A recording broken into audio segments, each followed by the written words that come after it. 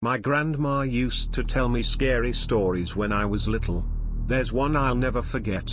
I was 10 years old when Grandma came to live with us. It was about 6 months after Granddad passed away, and I guess, looking back, she must have been lonely in that big house of theirs, rattling around with only the grief and memories for company. So despite a few protests from Mum, my parents took her in. There were no protests from me. None at all. Grandma was loud and fun, and I loved her. She had an almost limitless supply of boiled sweets, and she'd always slip me a couple whenever she saw me. She was always the first to stick up for me when I got in trouble, too. But it was her stories I loved best. Grandma had all kinds of stories.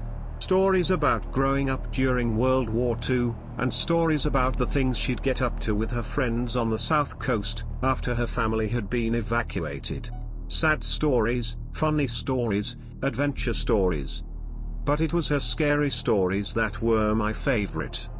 Grandma had lots of scary stories. She told me she dabbled in the occult when she was a teenager, trying out Ouija boards with her friends. Tarot cards, fortune-telling. All that stuff. Most of the stories I'd laugh off, or forget about not long after she was done telling them.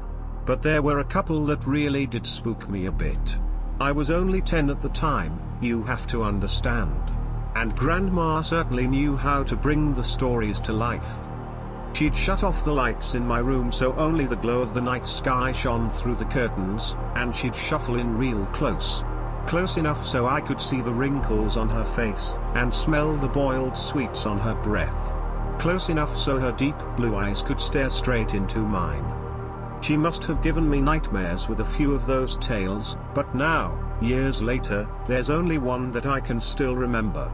Only one that's stuck with me. The story about the shower, and Mr. Longfingers. Grandma told me about Mr. Longfingers one night after I asked about her baths. Grandma used to love her baths. She'd spend ages in them, light candles and incense, and lie in the tub humming to herself until the water turned cold. It drove my mum crazy. But when I asked her why she loved them so much, she said it was the only place she could relax. It was the only place that was safe for her to relax. You know, people like me, who are, well, more sensitive to certain things, we have to have baths, she told me seriously one night, shuffling closer on the bed. I couldn't possibly spend that long in the shower. It'd be far too risky. Grandma stared at me with those